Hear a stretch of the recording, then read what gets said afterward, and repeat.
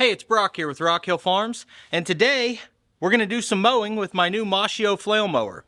This mower just got delivered 2 days ago, and I've got a good size brush cutting job that I've been putting off for the last 2 months because I want to do it with my new mower. So let's get this thing off the pallet on the machine and get out there and do some brush cutting. So my tractor is 60 inches, or technically just a little bit under 60 inches wide with the wheel spacers, and this is 64 inches wide. I've got a 1,300 pound lift capacity on the 3-point. This weighs 1,000 pounds. So weight wise, this is still as big as I can handle, but I wanted it to be about as big as I could handle because of the prospect that I may get a larger tractor at some point. The previous Maschio Flail Mower had a hydraulic offset, and this one is just a manual offset. You pull a pin right here, and this carriage slides. But I'm not going to mess with that right now. We've got a little mini trip we're taking. We're leaving tonight. We got a hotel room booked a few hours from here. And I've got to get this job done, get everything unloaded, get home and get ready. So all I want to do is get it on there and get out and get the work done. I've mowed this property 2 times before. 3 times. I mowed it twice with the brush cutter, the rotary cutter on the tractor. I mowed it once with the brush cutter on the skid loader. So having done the exact same property multiple times, I should be able to give you a good comparison. So the flail mower that I delivered to Daniel was called the Terminator. Sounds pretty cool, right? This one's called Brava 160. Not quite as cool sounding, but it looks very, very similar. The back plates are the same. The hammers that I showed on that video are the same. They're about 5 inches wide. They're cast. They're really thick. This gearbox looks the same. It's just not as wide, and it does not have the hydraulic offset. Other than that, a very similar product that I think my tractor can actually handle this time. Let's see if this is marked which side goes to the tractor. Okay.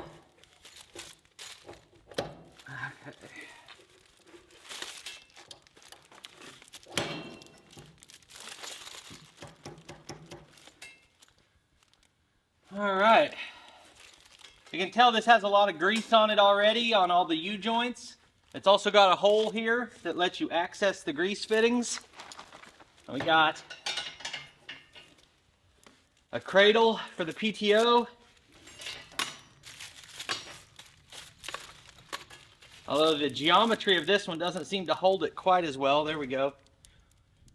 This looks quick hitch compatible. They've got this floating link they use, which basically what I just called it. It kind of lets the mower float a little bit.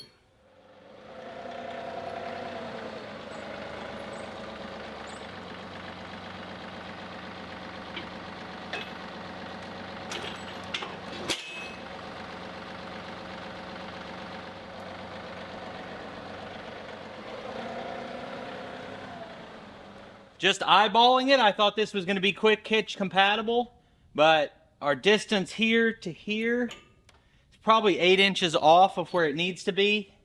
This can come up to there, but I still don't think that gets us where we need to be. Let's just skip the quick hitch, at least for today, and hook it up the old-fashioned way. The good news about this, for hooking up without a quick hitch, is this kind of pin like this is easier than if this pin stuck out like this and I had to get my arms out around it.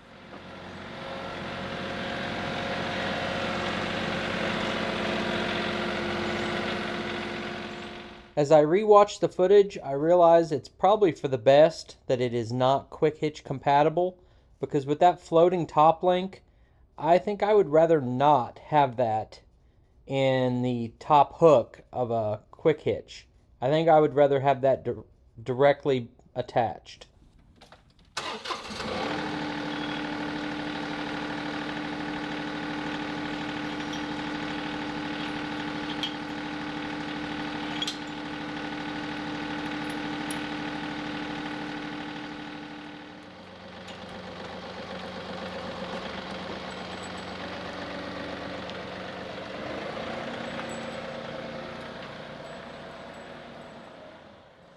I'll lift the kickstands now before I bend them. I've only done that once, but it was enough to make me remember. Also, ran my tiller one time with the kickstand down the whole time and it didn't hurt anything. All right, so everything is greased. I made sure there's oil in the gearbox. We are connected. I guess the last thing I need to do is make sure it's gonna spin before I load it on the trailer.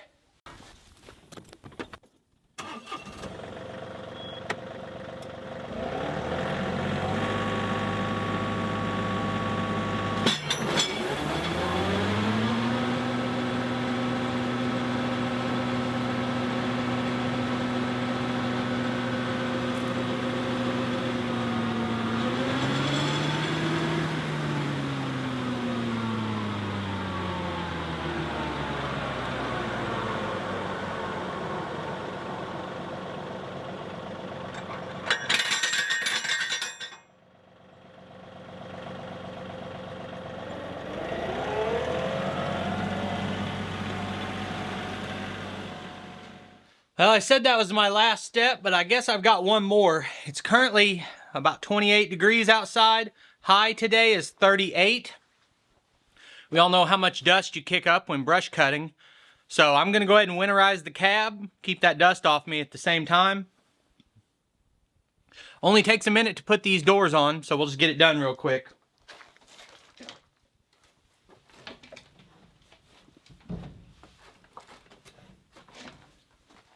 And then one more is I need to get a leaf blower to clean off my radiator as needed.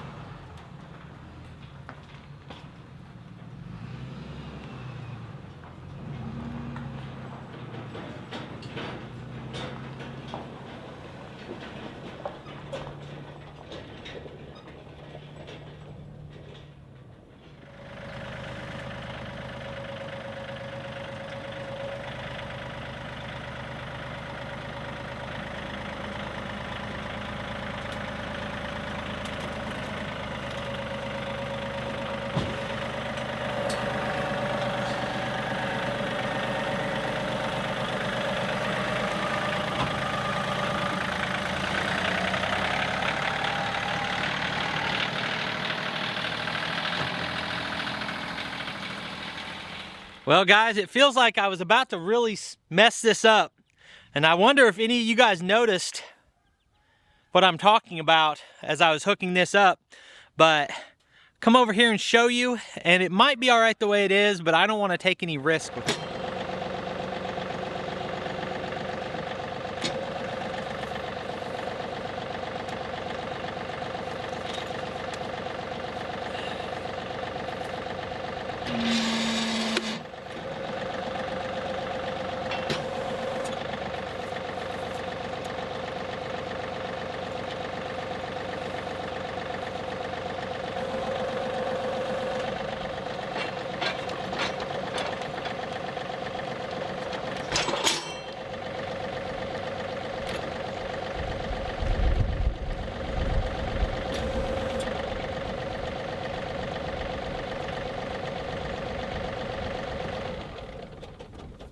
So a lot of you probably have a better understanding of this than I do, but in case someone's watching that doesn't, I'm going to tell you what I know about it.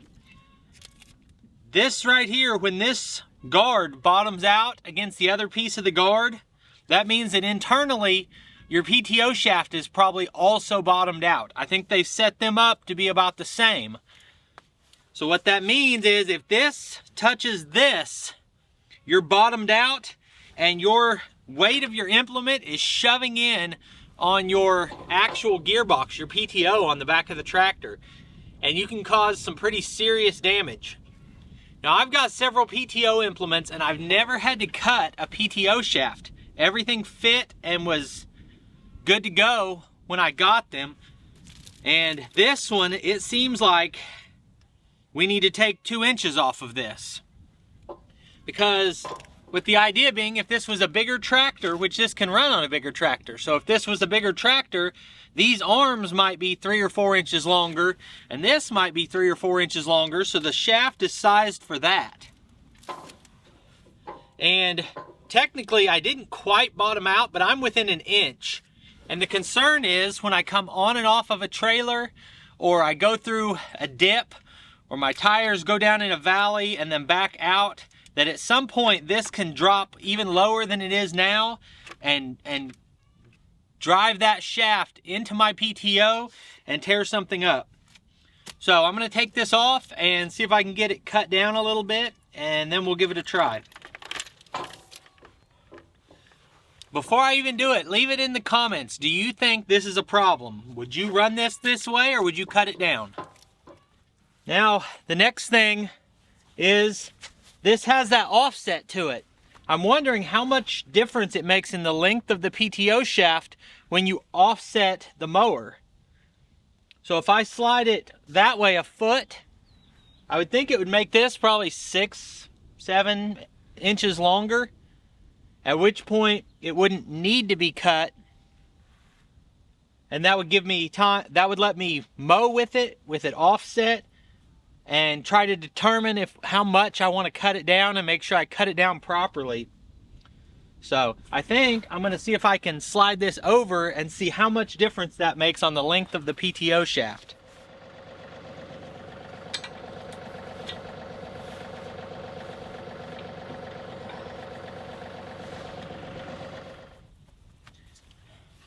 Okay, so by offsetting this as far as it would go, I now have about 4 inches right here. So there's no chance that this is going to bottom out into my PTO while running it with an offset.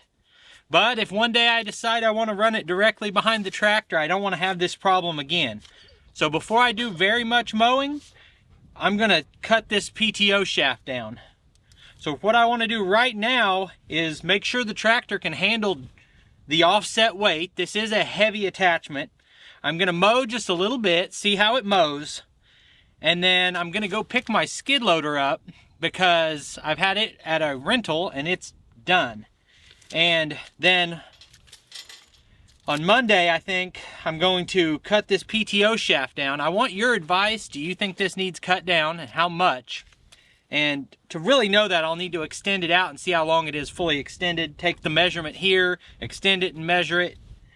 But I think on Monday I'll cut this down, and I've got like 7 acres here to mow, so it's going to take a long time.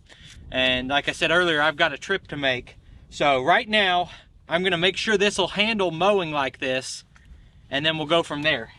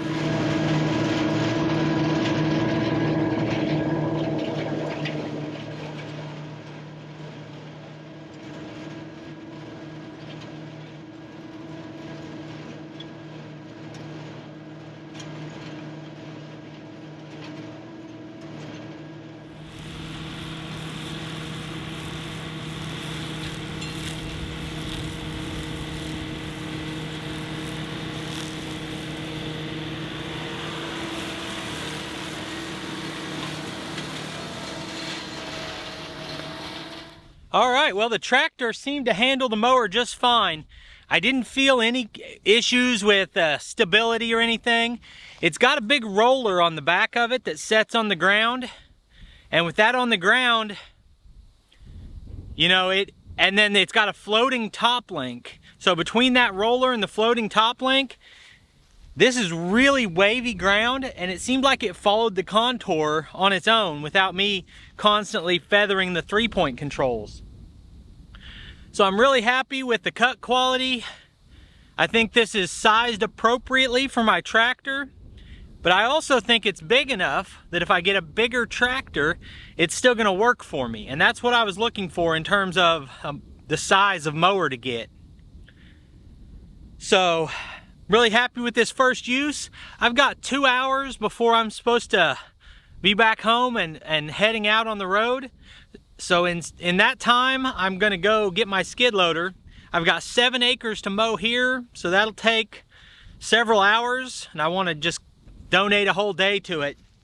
So the next video, you'll see me most likely cutting that PTO shaft down and then mowing a lot of this property, which is really hilly and has a lot of different types of brush to deal with. So I appreciate you taking time to watch this video. If you're interested in one of these flail mowers, Maschio Flail Mowers are available at most local tractor dealerships on agfolks.com. You can also get information at maschio.com. So I appreciate you taking time to watch. I'll put links on the screen to a couple more of our videos, and I'll see you next time.